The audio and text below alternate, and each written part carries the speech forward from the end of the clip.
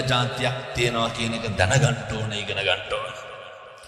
තථාගතයන් වහන්සේට විපාක දීපු කර්ම 12ක් පමණ සඳහන් වෙනවා මේ ලෝහිත අපදාන පාළියේ. දැන් මේ පින්නතුන් කවදාවත් හිතලා තියෙනවද කල්පනා කරලා තියෙනවද ඔය අපිට කවුරු හරි බණිනකොට අපිට කවුරු හරි නෝකාඩු කරනකොට කියනකොට අපිට දොස් පරුස් කියනකොට මේ අපේ පෙර සංසාරේ කරපු පව් කියලා කවදාවත් හිතලා තියෙනවද? පින්නතුනි තථාගතයන් වහන්සේ බණ කිය ඉන්නකොට නිකන් නෙමෙයි රජවරු මැතිවරු ඇමතිවරු සිටුවරු පිරිවරාගෙන බණ කියනකොට චින්චි මාණිකාව බඩත් බැඳගෙන මේ ධම් සභාවට එනවා. ඇවිල්ලා මොකද්ද කියන්නේ? ඇවිල්ලා බුදුහාමුදුරන්ට කියනවා දැන් ඔය බණ කිව්වා ඇති. බණ කිව්වා ඇති. මේ ඔබේ ලෙයින් ජාතක වෙච්ච දරුවා කුසේ ඉන්නේ. දැන් මේකට මට කටයුතු හදන්න. භික්ෂුන් වහන්සේලාට කියන්න දරුවා වදන්න තැනක් සකස් කරන්න. බුදුහාරන්ට කරපු මේ නිග්‍රහය උන්වහන්සේට කරපු අපවාද 100 ගාණක් නැති ඇමතිවරු නැගිටලා ගියා. ඇයි? දැන් මම මේ බණ කියනකොට මෙතෙන්ට කවුරු හරි ගෑනු කෙනෙක් ඇවිල්ලා ඔහොම කතාවක් කිව්වොත් මටත් එක්ක ගසලා එලවන්නද? එහෙමයි. තථාගතයන් වහන්සේ දේශනා කරනවා මේ බුදු වෙලත් මේ විපාක දෙන්න. බුදු වෙලා විපාක දෙන්න. මේ කාශ්‍යප බුදුහාමුදුරන් කාලේ මේ නන්ද මානවකයත් එක්ක තථාගතයන් වහන්සේට බයිනවා මේ කාම භෝගිය කියලා. කල්ප ගානකට කලින් කරපු පව් ඒවා විපාක දෙනවා. ඒවා හරි බරපතලයි. ඒ විතරක් නෙමෙයි අම්බපාලි ගණිකාව කල්ප 30ක් ගණිකාවක් වෙලා ඉපදුනේ. හේතුව රහත් මෙහෙණින් වහන්සේ නමක් සමග ප්‍රදක්ෂිනා කරනකොට චෛත්‍යයක් වයසයි මෙහෙණින් වහන්සේට අරහන්තවාදයෙන් දෝෂාරෝපණය කරනවා චෛත්‍ය මළුවේ වැටිලා තිබ්බ සෙම ගුලියක් දැකලා. කොහොමද කියන්නේ? කවුද මේ සෑමළුවේ සෙම හලපු වේසි කියලා බණිනවා. එක වචනය කොච්චර කාලයක් විපාක දුන්නාද? කල්ප 30ක් ගණිකාවක් කියලා ඉපදුනේ. කල්ප 30ක්. දැන් මේ අම්මලා කියලා තියෙන කුණුහරුපෙකට ඔච්චර. විද්‍යාලපේ දායකයෝ නම් කුණුහරුප කියලා නැතුව ඇති මං හිතන්නේ බොහෝ තැන්වල එහෙමයි. එක වචනයයි කිව්වේ. කල්ප 30ක් දුක් විඳා. මතක තියාගන්න ඕනේ ජීවිතේ මේ බුදුහාමුදුරු උගන්වන්නේ බොහොම ලස්සනට. මනෝ පුබ්බංගමා ධම්ම මනෝ සෙට්ඨා මනෝමය මනසාචේ පසන්නේන පදුට්ටේන භාසජීවා කරෝති තතෝනං සුඛමං වේති දුක්ඛමං වේති. එහෙමනේ නේ. මනස ප්‍රධාන කරගෙන මොකක් හරි කියනවා නම්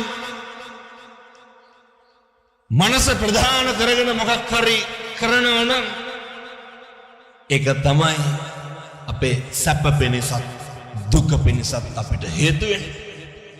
ඒ නිසා මගේ අම්මේ තාත්තේ කට ඇරලා වචනයක් කියන්න කලින් 7-8 ගමනක්වත් හිතන්න පොඩි යෝජනාවක් කරන්න.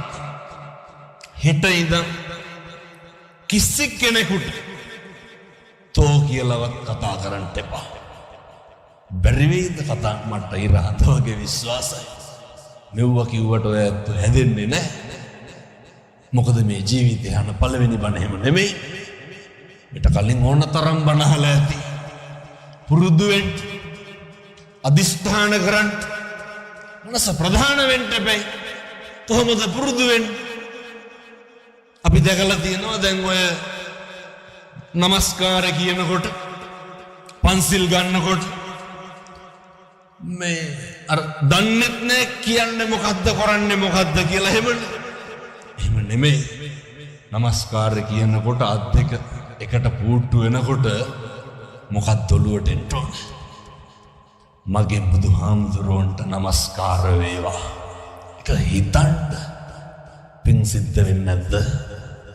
පින් සිද්ධ වෙනවා. බුද්ධං සරණං ගච්ඡාමි කියලා කියනකොට බුදුන් සරණ යනවා. මගේ තථාගතයන් වහන්සේ සරණ යන්නේ. කවදා හරි යයිනේ. වතුර බින්දුව වැක්කිරිලා නේ කලේ පිරෙන්නේ. කරන පින්කම් කවදා හරි සසරට හේතු වේ. මේ වෙනකොට කීපාරක් ජීවිතේ පන්සිල් අරන් ඇද්ද? සුරාමේරය මජ්ජපමා කියලා ඉවර වෙනකොට ආපහු මතක් කෙරුවොත් එහෙම පාණාතිපාතා කිව්වද කියලා ඒක මතකත්. මේක හොඳ සිහියෙන් කරන්න ඕන වැඩ. මේක හොඳ බුද්ධියෙන් කරන්න ඕන වැඩ. මොකක්? මම බුදුන් සරණ යමි, ධර්මයේ සරණ යමි, සංඝයා සරණ යමි. ඒ විතරක් නෙමෙයි. පාණාතිපාතා කියලා කියනකොටම ඒක ආවට ගියාට කියන්න එපා. අපි දන්නව ඕක සමාදන් වුණාට රකින්න බැරි වෙයි. විශ්වාසයක් නැද්ද මේවා සසරට හේතු වෙයි කියලා? අද ඉඳන් අදිෂ්ඨා සම්බුද්ධ ශාසනයේ කිසිම භික්ෂුවක් කිසිම උපාසකයෙක් නැහැ මේ ආත්මේ හිතලා මේ ආත්මේ ප්‍රතිඵලගත්. හැම කෙනෙක්ම මොනවාද කරලා තියෙන්නේ? පෙරම් පුරලා අදිෂ්ඨාන කරලා එහෙමයි. එනිසා සත්පුරුෂ පින්වත්නි, පාණාතිපාතා වේරමණී කියලා කියනකොට හෙට ඉඳන් මේක හිතන්න. ප්‍රාණඝාතය නොකරමි කියන ශික්ෂා පදය මම සමාදන් වෙනවා. මම මේ කියන එක හොඳට අහගන්න ඕන. එක ඔක හිතන්න. දෙක ප්‍රාණඝාතය නොකරන්ට මම අදිෂ්ඨාන කරනවා. ඔබ හිතන්න.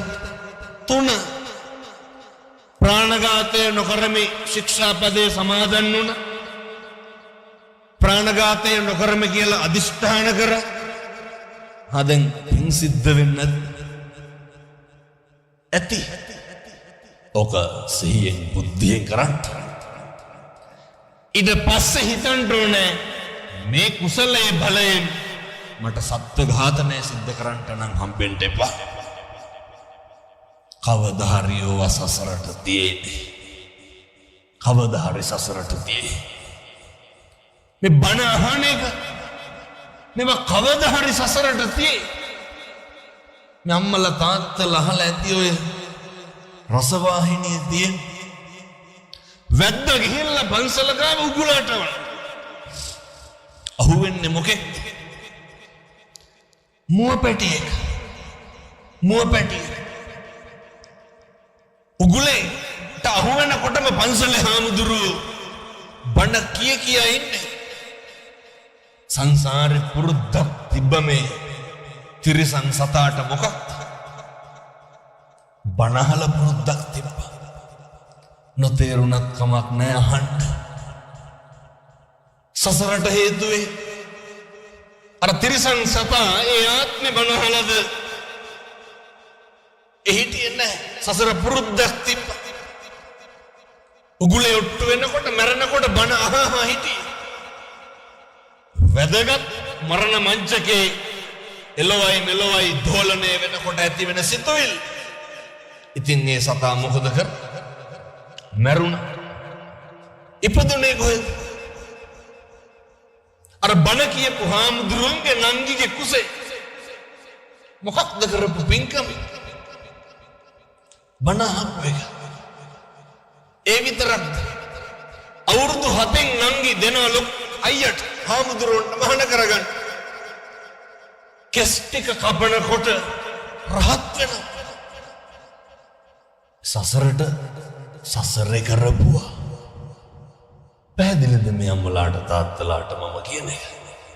සසරේ කරපුව ඒ විතරක් නෙමෙයි ලොකු හාමුදුරුවෝ ධ්‍යාන සමාපatti ලැබලා හිටියේ. ලොකු හාමුදුරුවෝ මොකද කරන්නේ?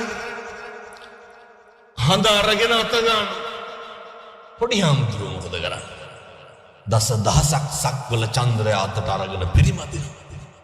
ලොකු හාමුදුරුවෝ දන්නේ නැහැ පොඩි හාමුදුරුවෝ රහත් බණ අහපු එක. මේ හරි ශ්‍රේෂ්ඨ පින්කම්. මේ පින්කමේ දායකත්වයේ බාරගත්ත මේ රුහුණු කොන්ක්‍රීට් අධිපතිතුමා එතුමාට පින් සිද්ධ වෙනවා. ඇයි? කොච්චර පිරිසකට මේ බණ අහන්න සලස්වනවද? කොච්චර පිරිසකට මේකට අනුග්‍රහය දක්වනවද? එනිසා මතක තියාගන්න සංසාරේ කරන ඒවා ටික ටික පිරিলা අපිට ආනිසංස ගෙන්න දෙන්න. ඔය කුසල්නේ අකුසලුත් එහෙම තමයි. කරන පවුත් එහෙම තමයි. පුරුදුෙන් කාලෙකින් හම්බෙච්ච මනුෂ්‍යාත්ම භාවය කුසලින් පමණක් සම්පෝෂිත කරගන්න. කුසල් ධර්මයන් තුලින්ම පමණක් වර්ධනය කරගන්න. දැන් මේ අම්මලා තාත්තලා මෙදිවියත් ඉක්මව ගිහිල්ලා කාලෙකින් හම්බෙච්ච මනුෂ්‍යාත්ම භාවය කියන්නකො බලන්න කරගත්ත වැඩ. කරගත්ත දෙයක් තියෙන්න බෑ. දැන් ඔය 6-4 දන්න කාලේ ඉඳන් කැඹුරුවේ කාටද? තියනවද හම්බ කරගත්තුවා? එක සුමානයක් නිකන් ගෙදර ඉඳලා තියනවද? නැහැ. නැහිච්ච ගෙහිච්ච තරම් කාටද කිරුවේ? භෞතික වශයෙන් බලන්න. දැන් ඔය ගෙවල් දොරවල් වල වටිනාම කියන දේවල් කොහෙද දාලා තියෙන්නේ? මම දන්න විදිහට කියන්නද? ඔය කබඩ් එකේ කැබිනට් එකේ අල්මාරිය ඔච්චරයි නේද? ඔවගේ මොනවද තියෙන්නේ? කැබිනට් එක පරණ ගත්ත වීදුරු බඩු ටිකක් ඇති. එහෙමයි කියලා ආසාවටවත් බත් කාලා තියෙනවද ඔයගේ බෙදාගෙන? මං කියන්නේ නිකමටවත් අහුවෙන මඩක් වැතිලි අප්පල්ල බෙදාගෙන කනවා මිසක් කාල අය ඔයගේ කන්නේ එව්වත් කන්නේ. අර අල්මාරිය මොනවද තියෙන්නේ? රෙදි ටිකක් නමලා ගොඩ ගහලා ඇති යටම ඇති. ඔය උප්පුවක් හරි මොකක් හරි නේ කවර් එක දාලා. අයිනක මන්ද තියනවද කියලා කප් එක රත්තරන් බඩු ටිකක් තියෙනවන ඔච්චරයි. ඔතල ගැට ගහලා ඇති. ඔය එකක්වත් අපි භුක්ති විඳිනවද ගෙදර ඉන්නකොට? ගෙදරට අඳින්න ගෙදර තියෙන හොඳම වැරහැල්ල වගේ අඳුම නෙමෙයි. එහෙම නෙන්නේ. කවදාවත් ඔය චේන් මුදුමාල බ්‍රේස්ලට් බල්ලු කරාම් පුදාගෙන මං කියන්නේ වරුවක් ඉඳලා තියනවද ගෙදර? ආසාවට ඔය දියල බෙදායක එහෙම ඇති මං හිතන්නේ අනිත් පැතිවල එහෙම නැහැ. ඔය මිනිස්සු සෙන් පවුඩර් ගහන්නේ කාට සුවඳ යන්න? මං කියන්නේ ගෙවල් වල ඉන්නකොට ඔය ගහලා ඉඹි බයින්නවද? ඒක පිට කාට හරියන්නේ නැහැ. අපි අපේ සැප සතුට තීරණය කරන්නේ කවුරු මතද? බුදිය ගන්න මෙට්ටේ වලවල් 8ක් විතර තියෙනවා. කතාව ඉස්සරහට ටයිල් අල්ලන්න. ඇයි අහනකොට කියනවා මේ ලැජ්ජයි බෑ කියලා.